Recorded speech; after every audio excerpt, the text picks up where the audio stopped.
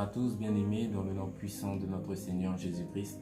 Nous sommes ravis de vous retrouver en ce jour sur notre page Facebook Préparer le chemin pour pouvoir passer encore en ce jour un moment autour de la parole de notre Seigneur Jésus-Christ. Sans plus tarder, bien-aimés, nous allons remettre ce moment entre les mains du Seigneur. Je vous invite à courber la tête avec moi et à prier afin que cette parole puisse nous être portée dans le nom de Jésus. Amen. Éternel notre Dieu, notre roi, nous te bénissons encore en ce jour, Seigneur. Nous te disons merci, Seigneur mon Dieu, pour ta faveur et ta grâce. Merci, Père, pour chaque opportunité que tu nous donnes, Seigneur mon Dieu, de nous retrouver dans ta sainte présence.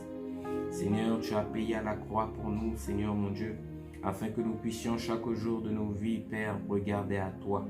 Tu es, Seigneur mon Dieu, ce Dieu terrible, ce Dieu puissant, Seigneur, que nous voulons, Seigneur mon Dieu, adorer en esprit et en vérité. Mais tu connais, Seigneur mon Dieu, l'état de nos cœurs devant ta face, Seigneur. C'est pour cela qu'en ce matin encore, Père, là où nous sommes tombés si bas, nous te demandons pardon. Pardon, Seigneur mon Dieu, pour nos péchés, pour nos fautes, pour nos iniquités, Seigneur. Pardon, Seigneur, pour l'état dans lequel nous paraissons encore, Seigneur mon Dieu, en ce matin devant ta face. Dans le nom puissant de Jésus, nous crions à toi, Seigneur mon Dieu. Pardonne-nous, Seigneur, là où nous sommes trouvés loin de toi. Pardonne-nous, Seigneur mon Dieu, là où, Seigneur, par notre mode de vie, Seigneur mon Dieu, nous agissons, Seigneur mon Dieu, comme étant, Seigneur mon Dieu, des orphelins.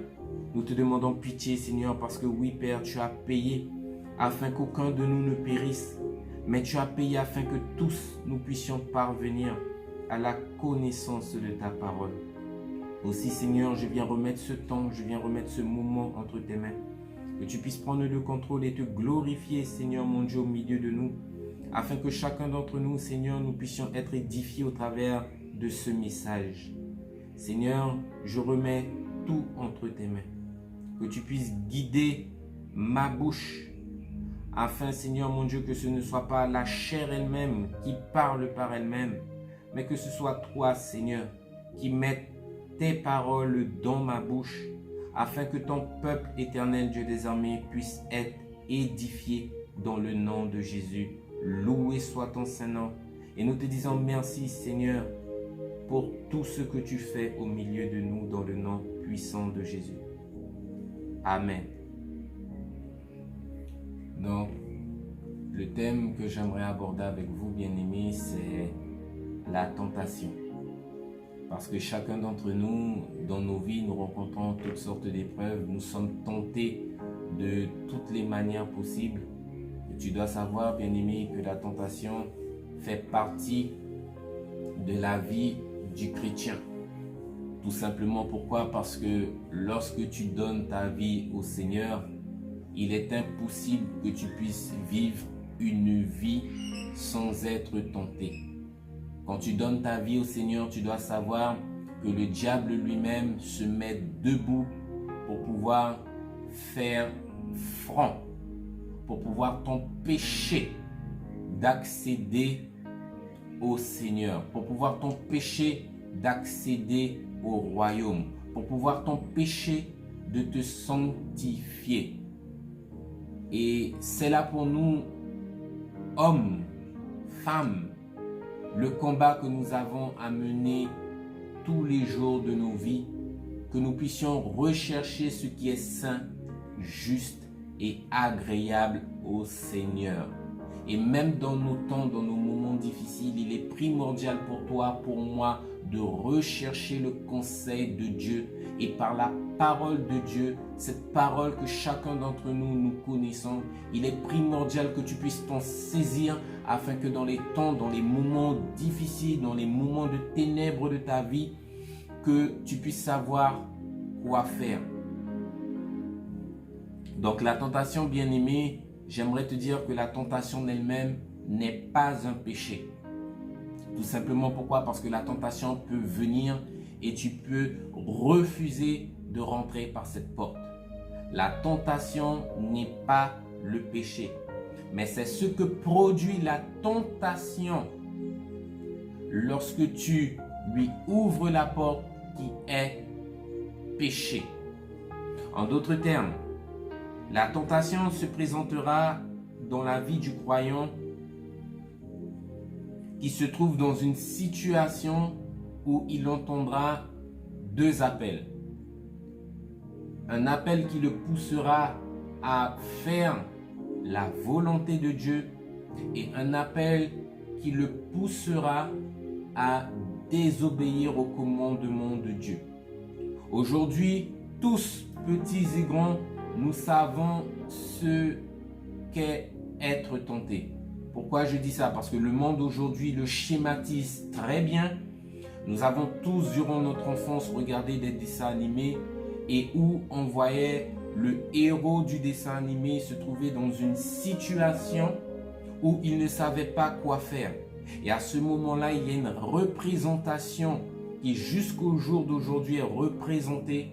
C'est un ange qui apparaît au-dessus de l'épaule de cette personne et un démon, le diable, qui apparaît de l'autre côté et qui conseille à l'oreille à cette personne ce qu'elle doit faire.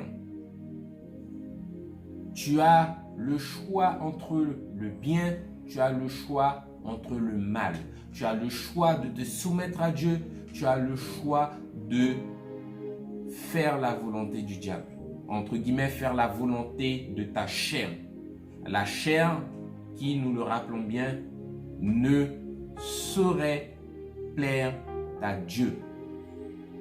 C'est pour cela que tout ce que nous faisons, nous devons le faire en esprit, nous devons le faire en vérité, nous devons le faire avec une pleine conviction afin que nous puissions louer, glorifier, exalter le Seigneur. Parce que c'est à cela que toi et moi nous avons été appelés. C'est à cela que c'est pour cela que nous avons été créés. Ton but, mon but, c'est d'adorer le Seigneur. Donc, bien-aimés, en ce matin, nous allons voir deux types de tentations. La tentation dans le jardin d'Éden et la tentation du Christ. Et tu dois savoir, bien-aimé, que la tentation emmène à la convoitise. Et c'est la convoitise, lorsqu'elle enfante le péché, qui t'emmène à la mort. Nous allons le voir tout de suite dans le livre de Jacques 1 avant de rentrer dans les différents passages de la Bible. Il est écrit, mais chacun est tenté quand il est attiré et amorcé par sa propre convoitise. Puis la convoitise, lorsqu'elle a conçu, enfante le péché, et le péché étant consommé, produit la mort. La convoitise, lorsqu'elle a conçu, enfante le péché, la Bible nous dit. Ce qui veut dire qu'au travers de la tentation, le diable lui-même fera toujours à ce qu'il y ait quelque chose que tes yeux voient, quelque chose que tu puisses trouver attirant, afin que ton attention puisse être focalisée dessus et que tu puisses toi-même te détourner du Seigneur. Je donne un exemple. Le Seigneur nous dit que celui qui regardera une femme par ses yeux, en d'autres termes, qui convoitera une femme par ses yeux, a déjà commis un péché. Il a déjà commis l'adultère. Aujourd'hui, en tant que chrétien, tu sais que lorsque tu marches, ton regard doit être sanctifié. Bien que le péché nous entoure, tu dois pouvoir maintenir tes yeux dans une droiture pour le Seigneur. En d'autres termes, si demain matin, il y a une femme avec ses attributs qui sont exposés, qui passent dans la rue, moi en tant que chrétien, toi en tant que chrétien, tu ne pourras pas faire comme ceux qui ne connaissent pas Dieu. Tu ne pourras pas agir selon tous ceux et celles qui vivent selon la chair, te tourner pour pouvoir admirer, pour pouvoir contempler la chair. Parce que la chair, bien-aimée, est périssable et la chair est en abomination à l'Éternel. Et nombreux nous sommes à oublier ce critère que dans toutes tes voies, tu dois être juste et saint devant le Seigneur. Regarder t'emmène à la convoitise. La convoitise t'emmènera à produire toutes sortes de mauvaises pensées. Dans le cadre de l'exemple que j'ai donné. Donc oui, bien-aimé, lorsqu'une fille passe dans la rue avec ses attributs exposés, oui, tu te dois de t'efforcer de garder ton être en bride, de ne pas agir comme ceux qui ne connaissent pas le Christ. Tu l'as connu et c'est parce que tu l'aimes, c'est parce que tu le crains que tu désires marcher dans sa sainte fidélité. Amen. Donc, nous rentrons, bien-aimés, dans le livre de Genèse, de la Genèse, où nous allons voir la tentation d'Adam et d'Ève dans le jardin d'Éden. Parce qu'au travers de cet exemple-là, bien-aimés, le Seigneur nous parle. La Bible nous dit que dans le jardin d'Éden, Adam et Ève étaient des êtres purs, des êtres saints, des êtres qui paraissaient dans la présence des dieux, des êtres qui pouvaient avoir cette relation, cet échange avec Dieu. Et le Seigneur lui-même dans le jardin leur a donné un commandement, un ordre.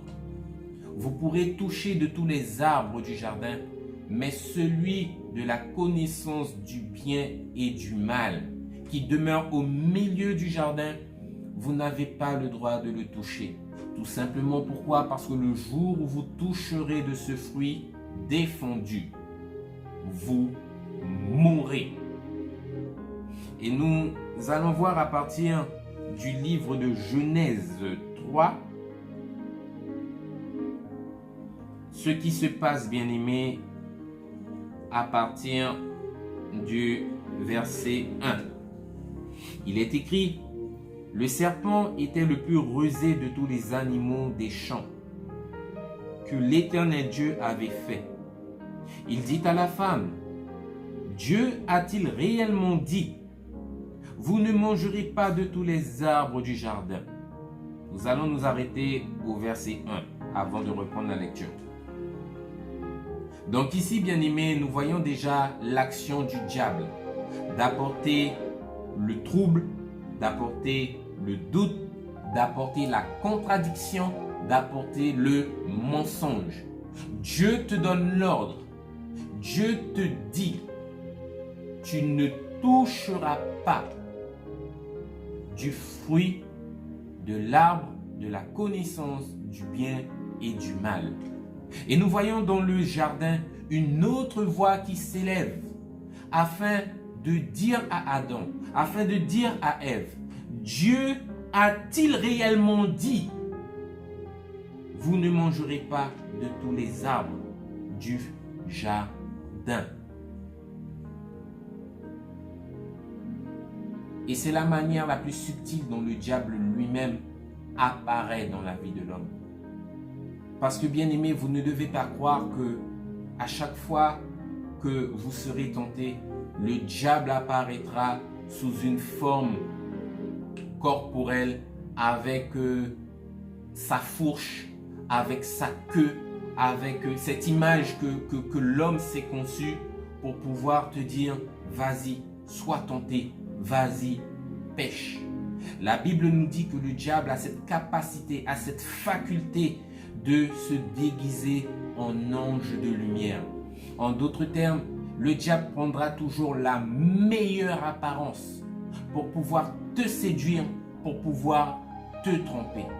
Et tout ce qu'il te dira au travers de sa bouche coulera comme si c'était du miel.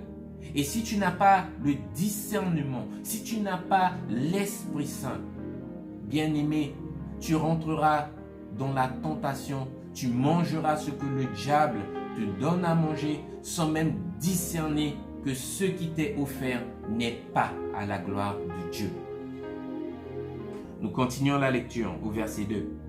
La femme répondit au serpent, nous mangeons du fruit des arbres du jardin, mais quant au fruit de l'arbre qui est au milieu du jardin, Dieu a dit, vous n'en mangerez point, et vous n'y toucherez point de peur que vous ne mouriez. Alors le serpent dit à la femme, vous ne mourrez point, mais Dieu sait que le jour où vous en mangerez, vos yeux s'ouvriront et vous serez comme Dieu, connaissant le bien et le mal.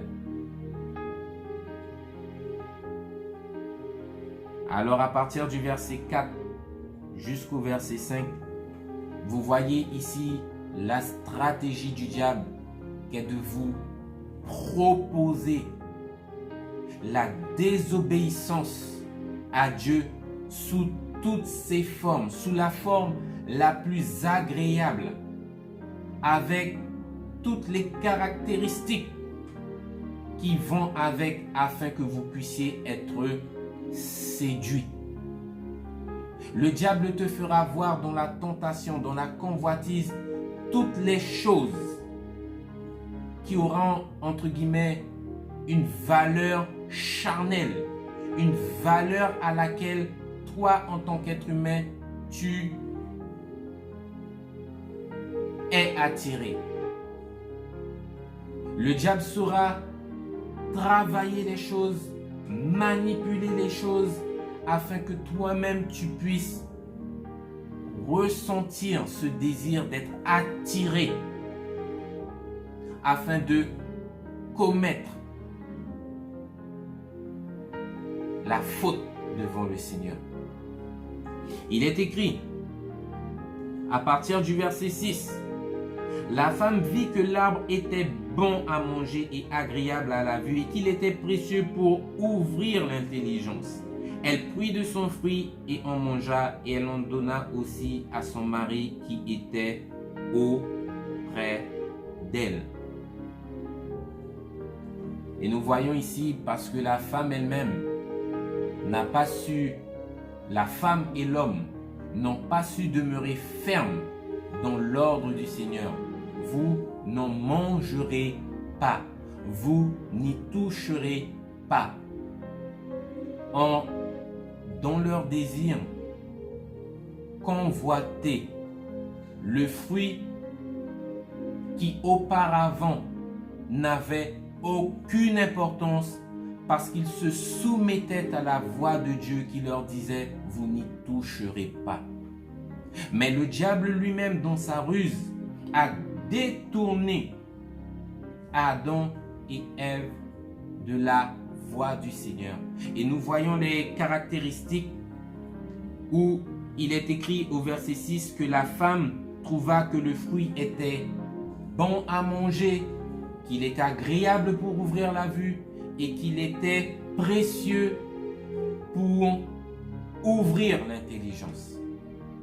À partir du moment que tu commences à convoiter, oui bien-aimé, tu commences à trouver toutes sortes de choses qui te donneront d'apprécier ce que tu regardes, d'apprécier le péché dans lequel est-ce que tu tomberas.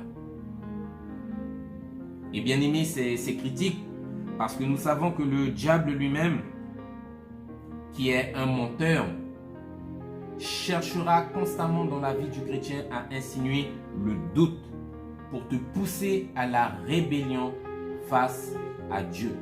Le diable lui-même aura toujours également cette faculté, ce désir en lui d'emmener le chrétien à faire ce qui est contraire à la volonté de Dieu, d'emmener le chrétien à ne pas faire ce que Dieu lui demande, ou d'emmener le chrétien à faire ce que Dieu lui demande, mais à un temps qui n'est pas le temps de Dieu.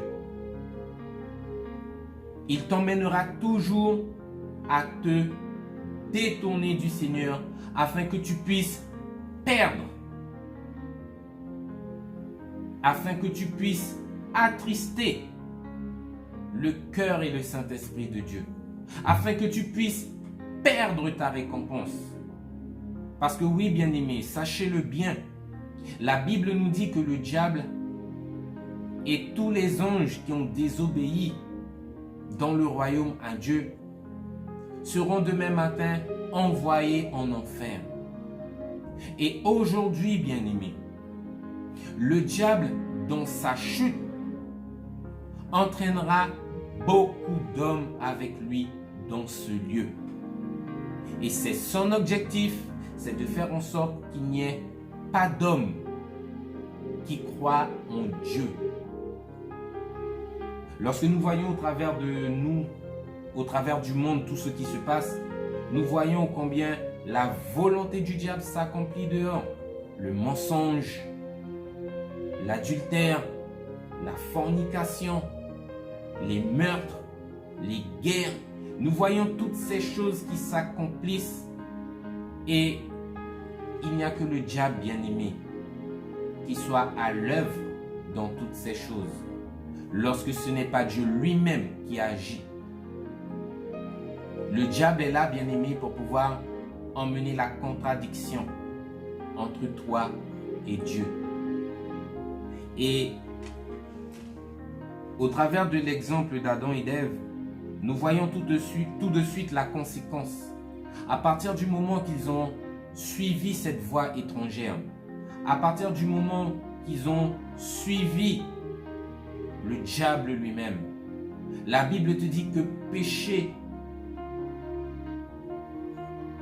et lumière, que ténèbres et lumière ne se mélangent pas. La Bible te dit que le Seigneur lui-même est 3 fois saint, qu'il n'y a pas chez lui l'ombre d'une variation. En d'autres termes, Dieu lui-même n'est pas tantôt dans la lumière, tantôt dans les ténèbres. La Bible te dit que le Seigneur lui-même demeure intègre dans toutes ses voies. Amen. Donc, nous devons apprendre à ne pas marcher en étant tantôt dans la lumière, tantôt dans les ténèbres. Mais nous devons faire comme notre Père lui-même nous appelle à être saint comme lui, il est saint. Donc, nous voyons au travers de cet exemple, à partir du moment qu'ils ont désobéi, ils ont été expulsés de la présence de Dieu. La conséquence du péché, le salaire du péché, c'est la mort, nous dit le Seigneur. Et nous avons vu qu'au travers de la désobéissance, Adam et Ève ont perdu le standard dans lequel ils étaient, ce standard de sainteté, ce standard de pureté qui leur donnait de paraître dans la présence du Seigneur. Et tu dois savoir que si tu es trouvé dans la désobéissance, si tu es trouvé dans le mensonge, si tu es trouvé dans le péché, si tu es trouvé dans les ténèbres, oui, bien-aimé, c'est suffisant pour que Dieu ne puisse pas demeurer à tes côtés. Amen. Donc, ils ont été expulsés du jardin et depuis, l'homme que je suis, l'homme que tu es voué, est livré à la mort. Par la désobéissance d'Adam et d'Ève, tout homme ici-bas sur cette terre est livré à la mort.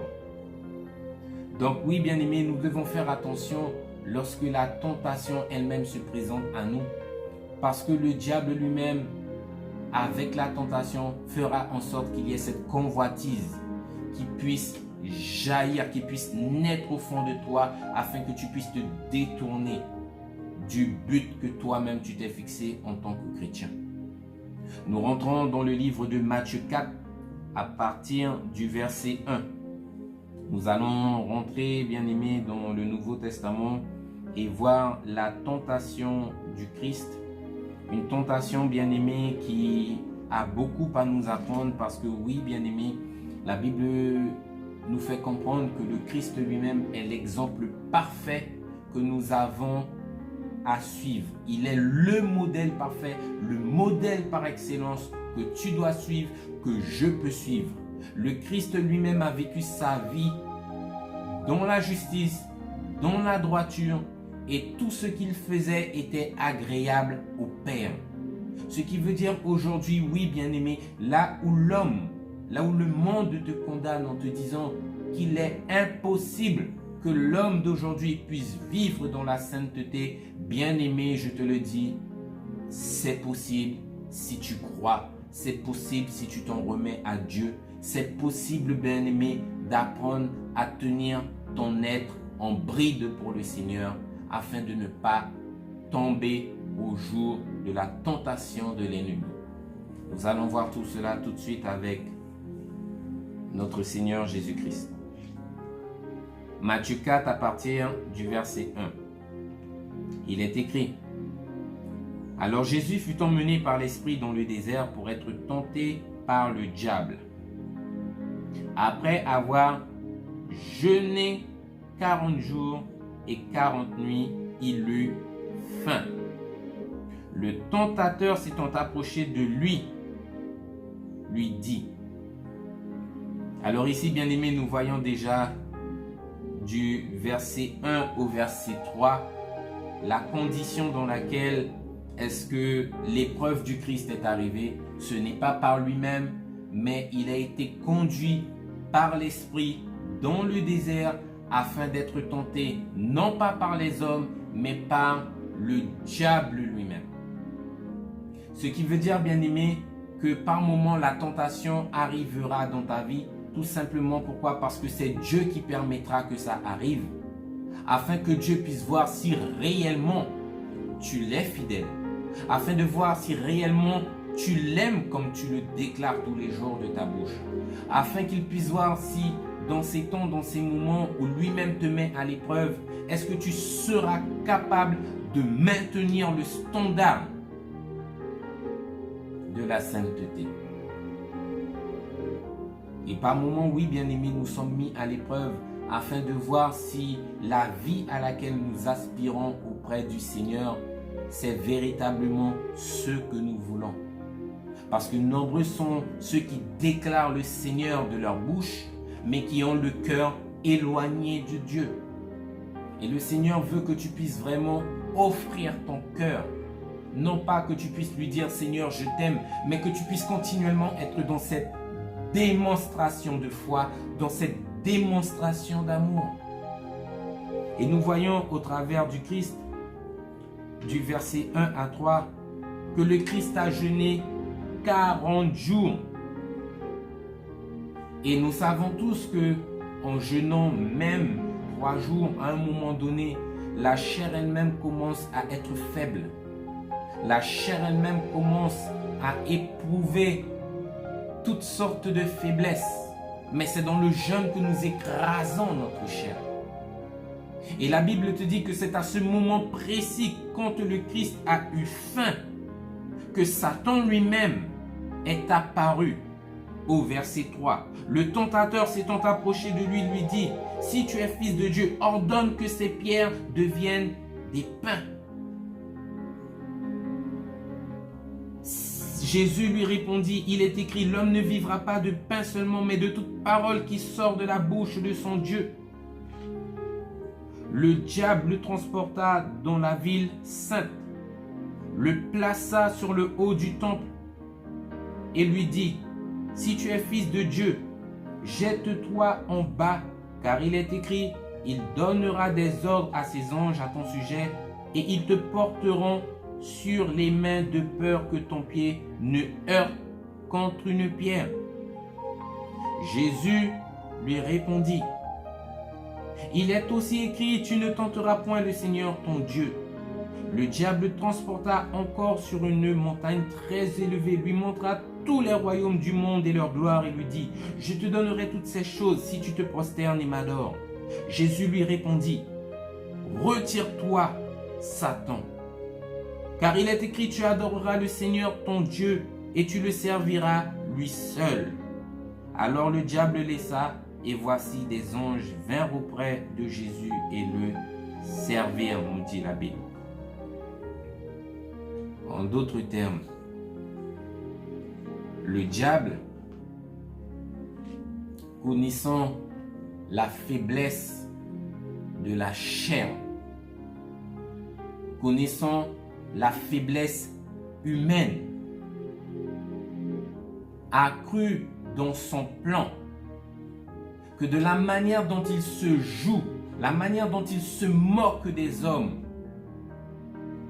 matin, midi et soir, qu'il aurait pu jouer de la même manière avec le Christ, qui lui-même s'est dépouillé afin de se faire chair comme toi et moi pour pouvoir paraître au milieu des hommes. Le diable a pensé qu'il aurait séduit le maître. La Bible te dit, quand tu lis bien les 3 exemples qui nous sont donnés, que le diable, lorsqu'il apparaît, il apparaît déjà premièrement avec le doute, en disant au Seigneur, si tu es le Fils de Dieu. C'est limite du blasphème. Reconnaître qui se trouve devant toi, mais venir avec le doute pour faire cette personne douter d'elle-même, douter de Dieu.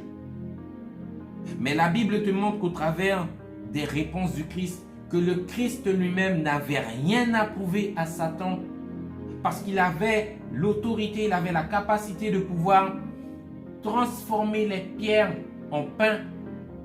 Mais Jésus n'était pas venu pour pouvoir prouver à Satan quoi que ce soit. Le Seigneur lui-même, par la parole, a su s'appuyer sur son Dieu afin de répondre à Satan avec la parole de Dieu.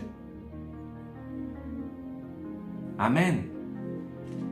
La Bible nous dit que le Seigneur lui-même nous dit dans sa parole, alors le diable laissa, et voici, les anges vinrent auprès de Jésus.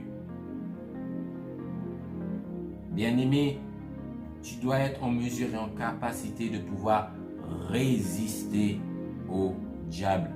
Le diable qui, rappelons-le, est venu voir le Christ, voir notre Seigneur, afin de lui proposer l'évangile de la prospérité. Si tu te prosternes et m'adores, je te donnerai les royaumes du monde. Bien-aimé, il n'y a qu'un seul évangile sur terre. Un seul qui soit véritable. C'est l'évangile de Dieu. Cet évangile qui a la capacité de te transformer, de te changer en une personne des ténèbres. Elle a le pouvoir de te transformer en un enfant de lumière. La Bible te dit que cette parole t'affranchira. En d'autres termes, elle te rendra libre. Là où tu étais prisonnier, elle te rendra libre. Alors oui, bien-aimé, tu dois avoir dans ta vie de chrétien l'Esprit Saint. L'Esprit Saint qui est promis à tous. L'Esprit Saint que tu es capable de recevoir dans ton temple si tu marches dans la sanctification. L'Esprit Saint que tu dois quotidiennement entretenir. La Bible te dit, n'attristez pas le Saint-Esprit, n'éteignez pas la flamme de l'Esprit. Donc c'est constamment, quotidiennement que tu devras marcher dans la sainteté afin de glorifier ton Dieu et afin de donner à l'Esprit Saint de prendre plaisir dans le temple que tu es. Et nous voyons dans la tentation du Christ que le Seigneur lui-même n'est pas arrivé du jour au lendemain à être conduit dans le désert pour être tenté. Il y a eu un processus qui était établi par lequel le Christ lui-même devait passer avant d'arriver dans le désert face à Satan. La Bible te dit que c'est à la suite de son baptême, revêtu de l'Esprit Saint, qu'il était conduit par cet esprit, l'Esprit Saint, dans le désert pour être tenté par le diable. Et aujourd'hui, tu as la capacité, comme je te le dis, d'être ce sanctuaire, d'être ce temple vivant, d'être ce temple saint pour l'Esprit du Seigneur. Amen. Il est écrit, bien-aimés, nous allons le voir rapidement dans le livre d'Éphésiens. Éphésiens au chapitre 6.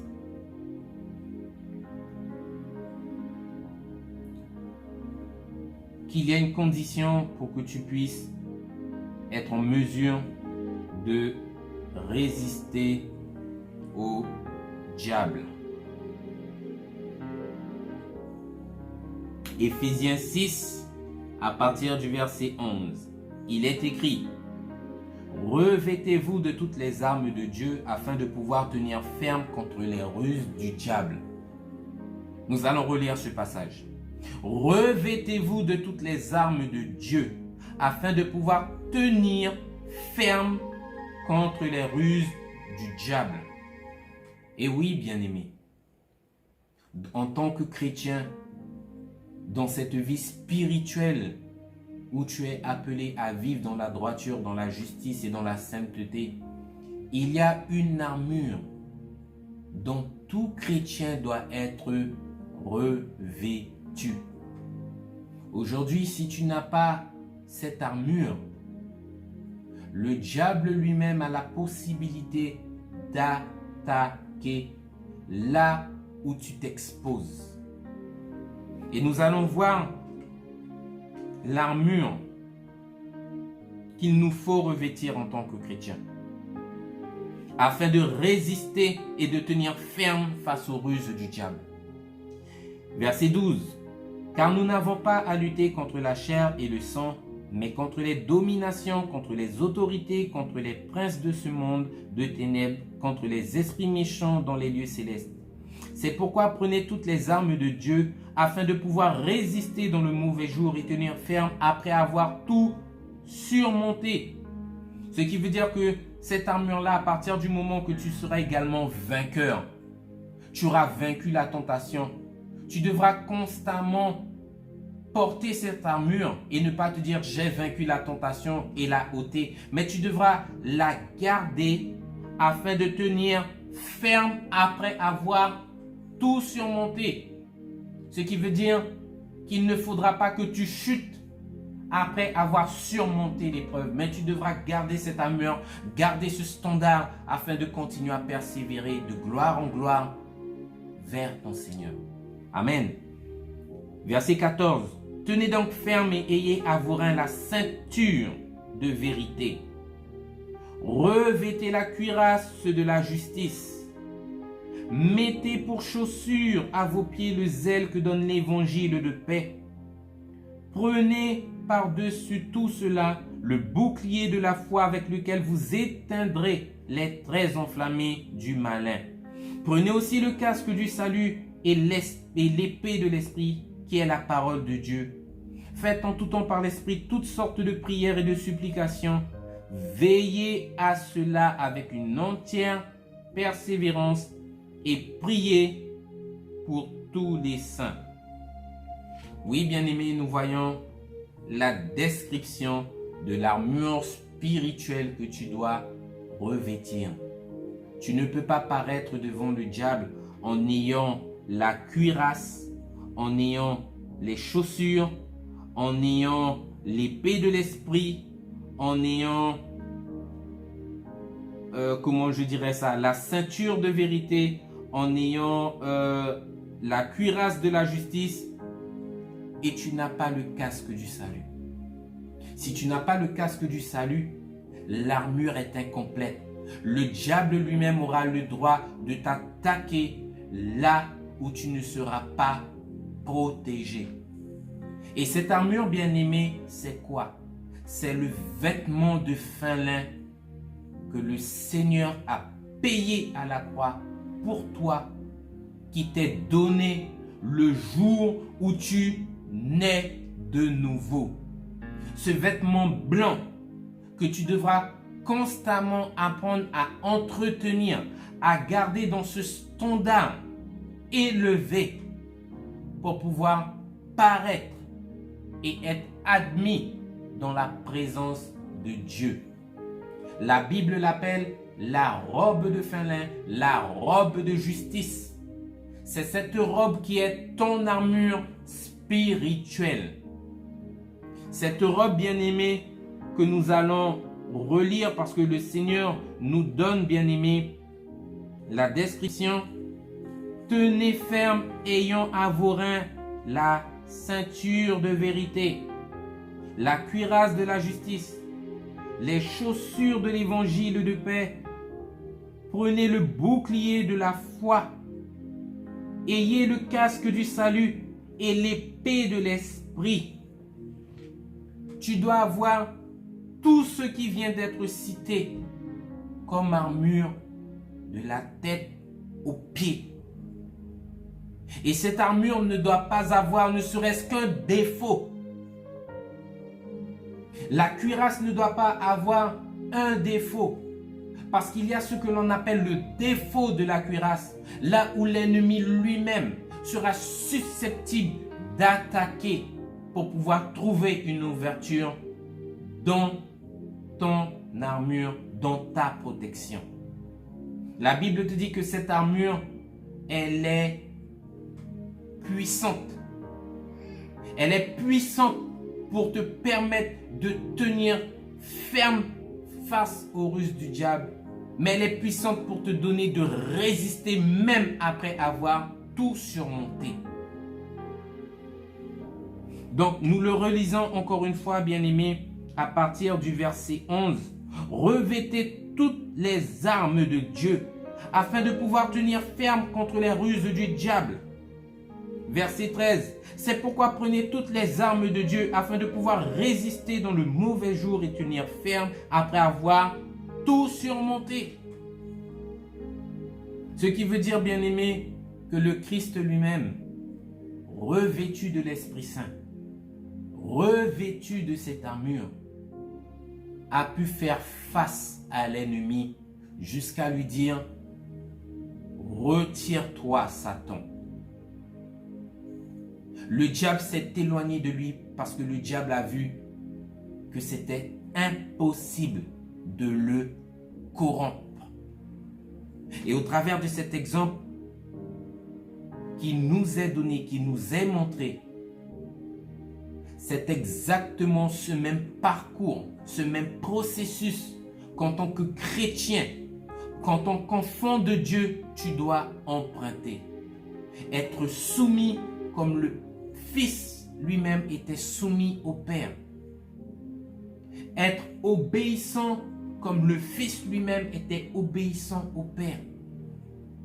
Marcher dans la justice, dans la sainteté, comme le Christ lui-même marchait dans la justice et dans la sainteté. Rappelons-nous, Seigneur, rappelons-nous, bien-aimés, ce qui nous a été dit. Le Christ lui-même était dans la gloire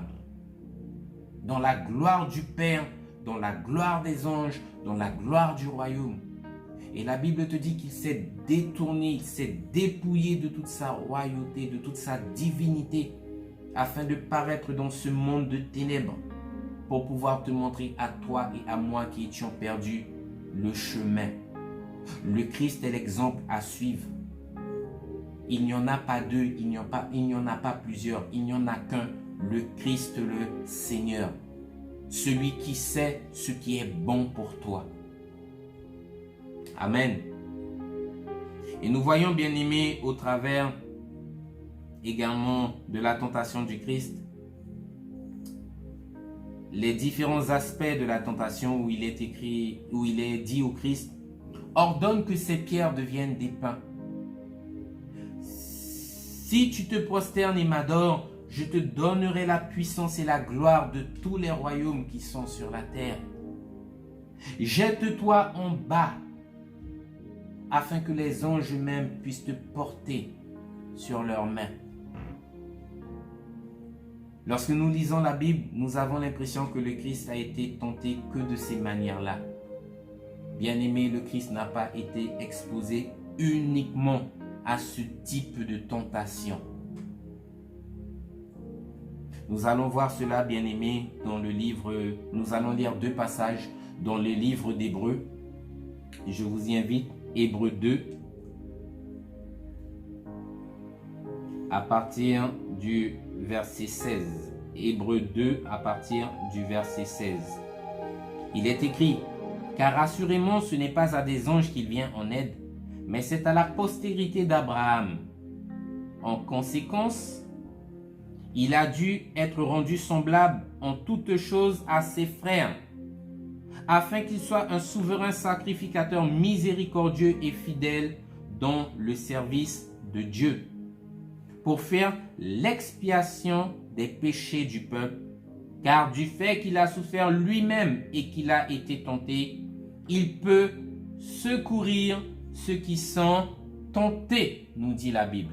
Nous passons tout de suite dans le second passage qui est toujours dans le livre d'Hébreux, 2 chapitres plus loin au chapitre 4, à partir du verset 15, où il nous est dit: car nous n'avons pas un souverain sacrificateur qui ne puisse compatir à nos faiblesses. Au contraire, il a été tenté comme nous en toutes choses sans commettre de péché. Il a été tenté en toutes choses sans commettre de péché, nous dit la Bible. En d'autres termes, si aujourd'hui tu es tenté dans l'immoralité sexuelle, le Christ lui-même a su tenir ferme parce qu'il a été lui aussi dans sa chair tenté par l'immoralité sexuelle. Dans l'exemple que nous avons vu avec le diable, il a lui-même été tenté également avec l'apostasie. Il a refusé ces choses. Il a été tenté par le mensonge.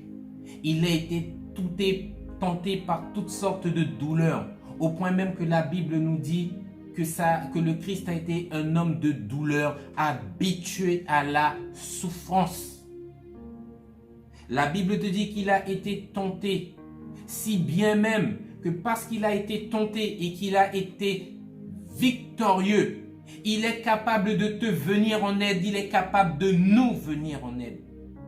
La Bible te dit bien: nous n'avons pas un sacrificateur, un souverain sacrificateur qui ne puisse compatir à nos faiblesses. Au contraire, il a été tenté en toutes choses sans commettre de péché. Nous n'avons pas un sacrificateur, un souverain sacrificateur qui ne puisse compatir à nos faiblesses. Il compatit à tes faiblesses parce qu'il sait au moment où tu es tenté, au moment où tu es dans la douleur. Il sait, bien-aimé, ce que ton cœur éprouve. Il sait la difficulté par laquelle tu passes en ce moment. Le Christ n'est pas étranger à ta souffrance. Non, bien-aimé, il la connaît bel et bien. C'est pour cela qu'il est primordial, il est nécessaire pour nous en tant que chrétiens de nous appuyer sur le Christ. Parce que la Bible te dit que jusqu'au bout, il a été vainqueur. Il a vaincu le monde et la Bible te dit qu'il a vaincu l'ennemi de nos âmes. Il a vaincu Satan et il a dépouillé Satan de toute son autorité. Mais ce qui est merveilleux par-dessus tout, c'est que toi, en tant que chrétien aujourd'hui, si tu marches dans les voies du Seigneur, si tu es fidèle à Dieu, la Bible te dit, étant enfant de Dieu, tu as aujourd'hui l'autorité de marcher sur toute la puissance de l'ennemi. En d'autres termes, tu as l'autorité de faire face à la tentation, de faire face à la séduction, de marcher sur ce que le diable te propose, de refuser ce que le diable te donne. Tu as la possibilité de dire au diable: c'en est assez, Satan, hors de ma vue. Tu as l'autorité de renvoyer Satan. Mais bien aimé, pour avoir cette autorité, comme nous vous le disons, il te faut, bien aimé, être dans une dimension spirituelle, être dans une dimension où ta vie devient un sacrifice, devient une offrande agréable à Dieu. Tu ne peux pas marcher selon ton propre conseil, selon ta propre volonté, selon ta fierté devant Dieu. Et lorsque le moment arrive, l'épreuve arrive, tu te retrouves en difficulté, appelé à l'aide de Dieu. La Bible te dit que le Seigneur lui-même se souvient de ses enfants. Le Seigneur ne t'a pas laissé orphelin. Et si tu l'as reconnu comme étant ton Seigneur, ton Sauveur, certainement, je te le dis, oui, tu n'es pas un orphelin. Il te faut demeurer dans la voie du Seigneur. Et c'est ce que nous allons voir tout de suite. Je vous invite dans le livre de Jacques à partir du chapitre 4. Jacques 4, verset 7, qui nous dit: soumettez-vous donc à Dieu. Résistez au diable et il fuira loin de vous. La Bible ne te dit pas résister au diable. Mais avant de pouvoir résister au diable, il t'a dit soumets-toi à Dieu. Obéis à Dieu. Marche conformément à ce que le Seigneur te déclare dans sa parole. Vous serez pour moi un peuple saint, car je suis saint. Tu ne commettras point d'adultère. Tu ne seras point parjure. La Bible te donne toutes sortes d'ordonnances, de préceptes, de commandements que tu dois respecter afin d'être en harmonie et en accord avec Dieu. Amen. Soumettez-vous donc à Dieu. Résistez au diable et il fuira loin de vous. Le secret, bien-aimé, se trouve dans l'obéissance au Seigneur. L'obéissance, rappelons-le, qui vaut mieux que tous les sacrifices. La Bible nous dit au verset 8, « Approchez-vous de Dieu et il s'approchera de vous. Nettoyez vos mains, pécheurs, purifiez vos cœurs, hommes irrésolus. Sentez votre misère, soyez dans le deuil et dans les larmes, que votre rire se change en deuil, que votre joie se change en tristesse. Humiliez-vous devant le Seigneur et il vous élèvera. » Ce petit passage que nous venons de lire, bien-aimé, te décrit la repentance. La repentance dans laquelle tu dois constamment être. Et ne pas apparaître avec une fierté devant le Seigneur en disant « Moi je suis parfait, moi je n'ai pas besoin de repentance ». La Bible te dit « Purifiez vos mains, pécheurs, purifiez vos cœurs, hommes irrésolus. Sentez votre misère et soyez dans le deuil et dans les larmes, que votre rire se change en deuil et que votre joie se change en tristesse. Humiliez-vous, humilie-toi devant le Seigneur et il vous élèvera et il t'élèvera. » L'élévation devant le Seigneur ne vient que lorsque tu passes par l'humiliation.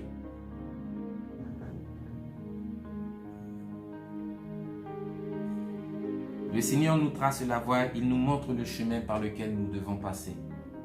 Nous avons aujourd'hui cette puissance, la puissance du choix, de choisir de rentrer dans l'obéissance ou de choisir d'être dans la désobéissance.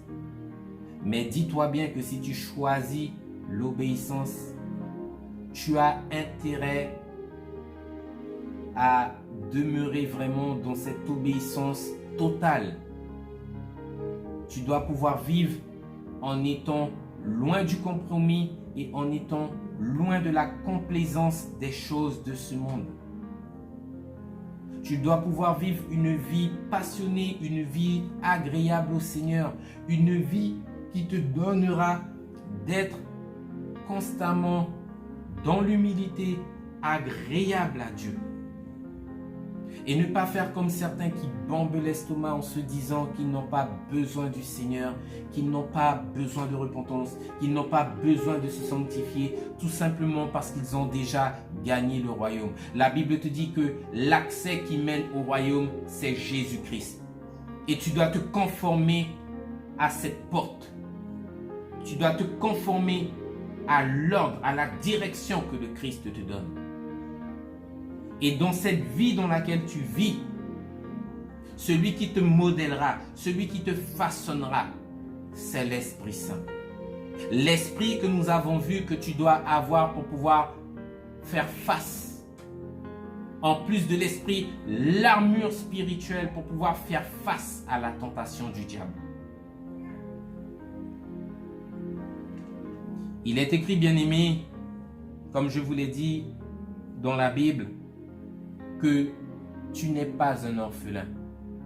Dans ta souffrance, dans ta faiblesse, le Seigneur lui-même te dit, nous allons le lire rapidement dans le livre de 1 Corinthiens, qu'il ne t'abandonne pas, qu'il est ton secours, qu'il est ton appui, et parce que tu as mis ta confiance en lui, le Seigneur se glorifiera dans ta faiblesse. Parce que nous devons savoir que c'est dans nos faiblesses, bien-aimés, que la puissance de Dieu, que la gloire de Dieu se manifeste dans la vie du croyant. Amen.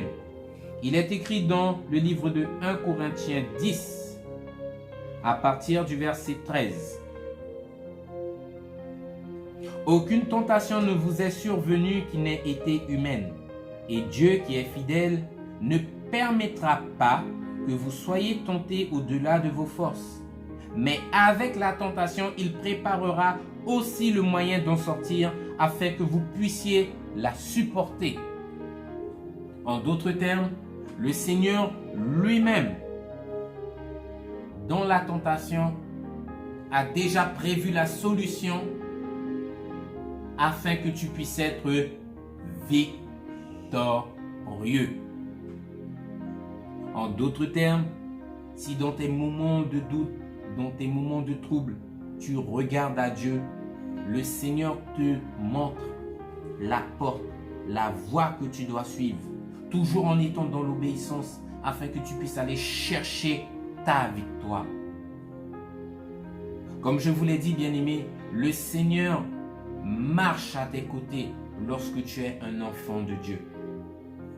L'Esprit Saint te conseille selon ce que tu dois faire, selon ce que tu dois dire, selon ce que tu ne dois pas faire, parce que ce que tu feras, ce que tu toucheras à ce moment-là, pourrait attrister l'Esprit Saint et attrister le cœur de Dieu.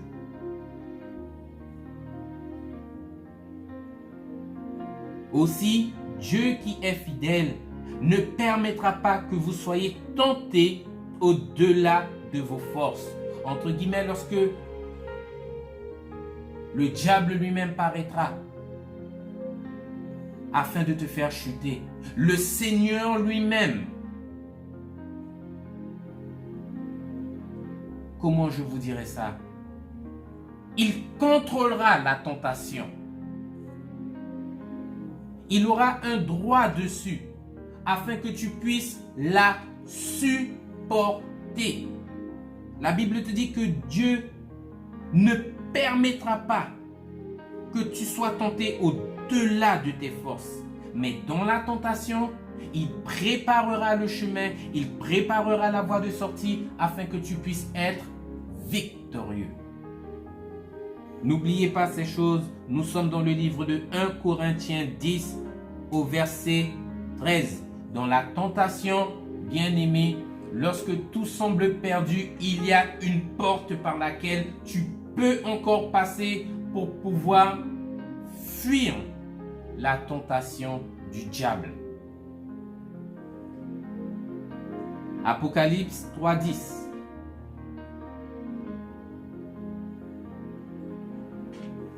C'est un point crucial comme nous vous l'avons dit.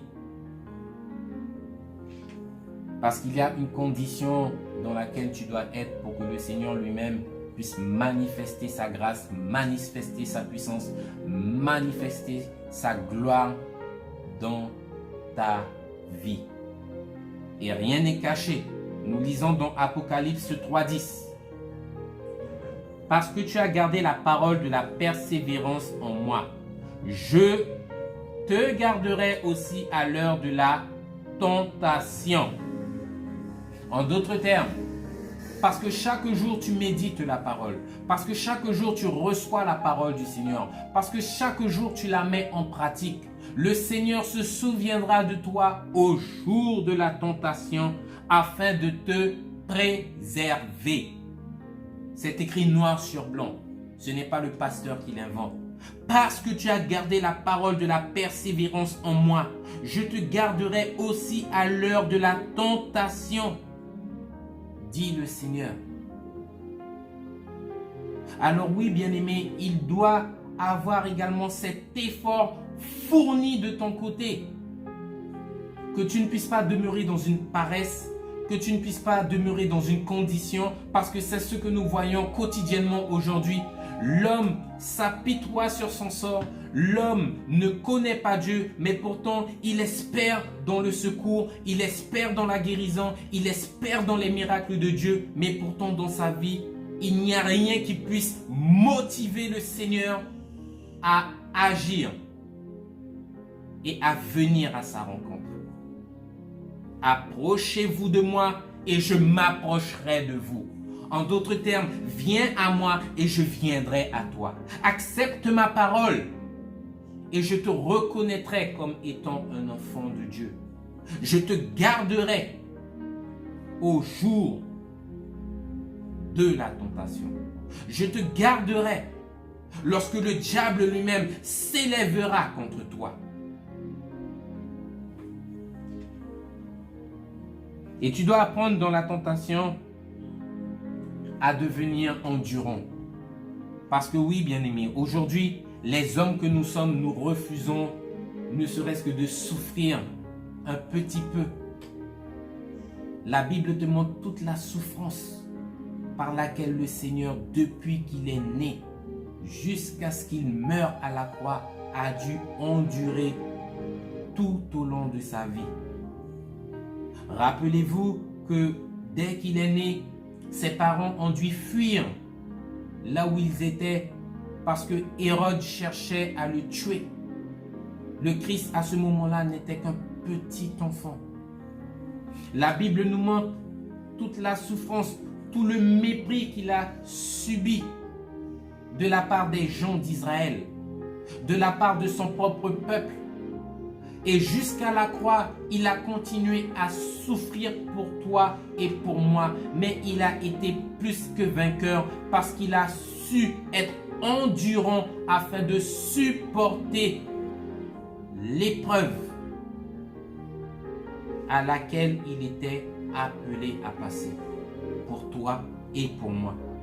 Il est écrit dans le livre de Jacques au verset 1. Jacques au chapitre 1. À partir du verset 12. Heureux l'homme qui supporte patiemment la tentation, car après avoir été éprouvé, il recevra la couronne de vie que le Seigneur a promise à ceux qu'il aime. Et la Bible continue au verset 11, que personne lorsqu'il est tenté ne dise c'est Dieu qui me tente, car Dieu ne peut être tenté par le mal et il ne tente lui-même personne. Heureux l'homme qui supporte patiemment la tentation. Quand tu supportes la tentation dans la patience, avec l'aide du Seigneur, bien-aimé, tu deviens endurant. Tu deviens beaucoup plus fort pour les épreuves qui arriveront devant toi. Tu sauras comment, avec le discernement de l'esprit, faire face aux propositions alléchantes de l'ennemi. Mais tout simplement parce que tu auras la crainte. Tu ne te confieras qu'en Dieu. Tu n'attendras que le secours de Dieu. Aujourd'hui, bien-aimé, ce que le Seigneur désire, c'est que tout homme apprenne à tenir son corps en bride. Que tu ne puisses pas te livrer à toutes sortes de désirs infâmes, de désirs impurs, de désirs charnels. mais qu'en tout temps, en tout lieu, en toutes circonstances, que tu puisses apprendre à rechercher la volonté parfaite de Dieu. Soyez bénis, nous allons nous arrêter là et nous allons reprendre dans cette semaine, si Dieu le permet, avec la suite de ce message. La Bible nous met en garde en nous disant, bien-aimés, veillez et priez, afin que nul ne tombe en tentation. Veillez et priez.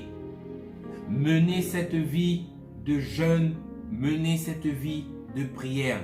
La prière et le jeûne aujourd'hui sont des outils efficaces, des outils puissants que le chrétien a à sa disposition afin de ne pas tomber dans la tentation. Dans la tentation physique, dans la tentation spirituelle. Parce que même dans tes rêves, tu dois apprendre à être plus que vainqueur face à la malice, face à la perversité de l'ennemi. Même dans ton esprit, tu dois apprendre à refuser tout ce qui n'est pas à la gloire de Dieu afin de demeurer dans cette pureté, dans cette sainteté qui est agréable à Dieu. Bien-aimés, je vous bénis et je vous invite à incliner la tête afin de remettre ce temps et ce moment entre les mains du Seigneur. Amen. Éternel Dieu des armées, Dieu Tout-Puissant, nous te bénissons parce qu'encore en ce jour, Seigneur, tu nous parles. Tu nous parles, Seigneur, afin que dans l'épreuve, dans la tentation, nous puissions rechercher, Seigneur mon Dieu, le secours qui vient d'en haut, le secours qui vient de toi. Que tu puisses, Seigneur mon Dieu, chaque jour, Père, mettre ce bon vouloir et ce faire en nous, afin que nous puissions produire des œuvres vivantes devant ta face et non pas des œuvres mortes. Là où tu nous appelles, ô Éternel Dieu des armées, à être dans l'obéissance, à être trouvé dans l'humilité, Seigneur. Père, tu sais, dans nos vies, dans nos cœurs, Seigneur, tout ce qui nous fait défaut devant ta face. Mais encore en ce soir, Seigneur, nous crions à toi, parce que oui, Seigneur, le secours vient de toi. Aide-nous. Nous te supplions, Seigneur, lorsque la tentation se présente à nous, Seigneur, à faire front, à ne pas, Seigneur mon Dieu, rentrer, Seigneur mon Dieu, dans toutes sortes de pratiques qui ne te glorifient pas, mais que tu puisses nous apprendre, Seigneur mon Dieu, au travers de la sanctification, au travers de la repentance, mon Dieu, à marcher, Seigneur, dans cette soumission et dans cette obéissance totale à toi. Seigneur, aide-nous par ta parole chaque jour à nous examiner nous-mêmes, afin que nous puissions voir, Seigneur mon Dieu, là où, Seigneur, notre vie n'est pas, Seigneur, agréable à toi. Aide-nous, Seigneur mon Dieu, à devenir ce sanctuaire, ce temple pour ta louange, que vraiment tu puisses nous aider dans toutes nos difficultés, parce que oui, Seigneur, nous le croyons, que tu es puissant pour sauver ceux qui périssent dans le nom puissant de Jésus. Seigneur, aide-nous, nous te supplions. Accorde-nous ta grâce, accorde-nous ta faveur, Seigneur, afin que oui, nous ne puissions pas être la proie de l'ennemi dans le nom puissant de Jésus. Je te prie, je te bénis, mon Dieu, et je te dis merci pour ce temps, pour ce moment que tu nous as accordé. Sois béni dans le nom puissant de Jésus. Que tu puisses garder cette parole et que tu puisses garder ces choses. Il est primordial pour toi, il est primordial pour moi que nous puissions nous efforcer chaque jour de rentrer par cette porte étroite. Il est primordial pour toi de demeurer dans cette vie de jeûne et de prière. Il est primordial pour toi, bien-aimé, de demeurer dans cette vie de repentance et de sainteté. De demeurer dans cette vie à part pour le Seigneur. Il n'y a qu'en étant trouvé dans les voies du Seigneur que tu pourras obtenir de Dieu le secours. Il est un refuge, la Bible nous dit, pour tous ceux et celles qui se confient en lui. Soyez bénis, bien-aimés, et nous vous disons à très bientôt au nom de notre Seigneur Jésus-Christ.